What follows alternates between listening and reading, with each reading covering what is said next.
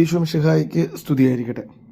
നമ്മളിന്ന് ധ്യാനിക്കുന്നത് വിശുദ്ധ മർക്കോസിൻ്റെ വിശുദ്ധ സുവിശേഷം 9-ാം അധ്യായം 38 മുതൽ 40 വരെയുള്ള വാക്യങ്ങളാണ്.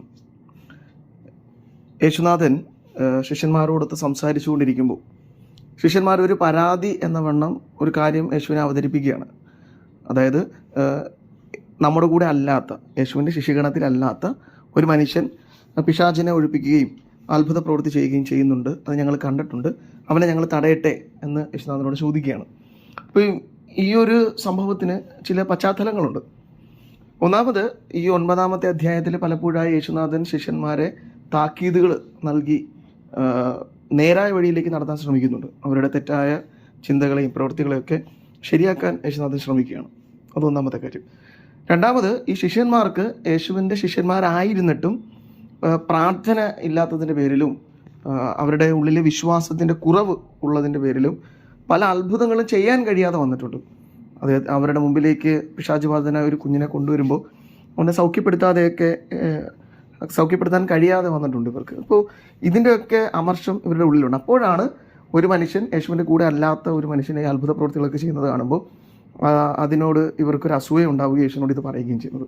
അപ്പോൾ അവിടെയാണ് നമ്മൾ യേശുവിൻ്റെ നല്ല മനസ്സ് കാണുന്നത്.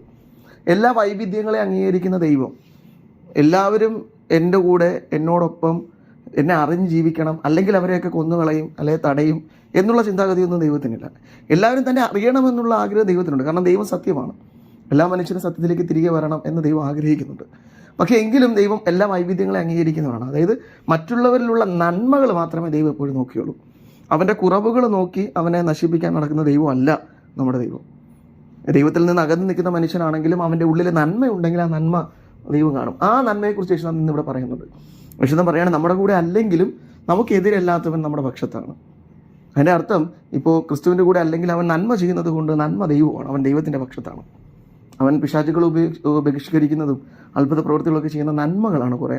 അപ്പോൾ ആ നന്മകളെ യേശുനാഥൻ കണ്ടുപിടിക്കുക. എന്നിട്ട് ഇത് ശിഷ്യന്മാർക്ക് പറഞ്ഞു കൊടുക്കുകയാണ്. നമ്മളും എല്ലാ മനുഷ്യരുടെ ഉള്ളിലെ നന്മകൾ കണ്ടെത്തുന്ന മനുഷ്യരെ മാറണം.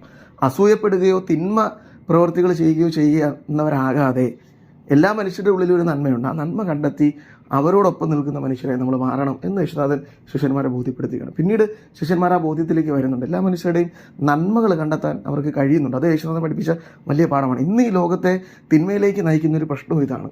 ഞാനാണ് ശരി, എന്നിലൂടെ മാത്രം എല്ലാവരും പോകണം എന്ന് ചിന്തിക്കുന്നത് കൊണ്ടാണ് പല മതങ്ങളും തീവ്രവാദത്തിൻ്റെ വഴിയിലേക്കൊക്കെ പോകുന്നത്.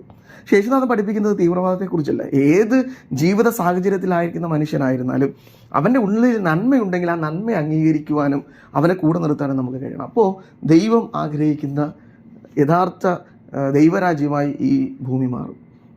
ഈ ഒരു വചനം ധ്യാനിക്കുമ്പോൾ ആ ഒരു കൃപയ്ക്ക് വേണ്ടി നമുക്ക് പ്രാർത്ഥിക്കാം. എല്ലാ മനുഷ്യരെ അംഗീകരിക്കുവാനും അവരുടെ ഉള്ളിലെ നന്മകൾ തിരിച്ചറിയുവാനുള്ള കൃപയും ബലവും നമുക്ക് നൽകണമെന്ന് പ്രാർത്ഥിക്കാം. യേശുനാഥൻ അതിന് നമ്മെ സഹായിക്കട്ടെ.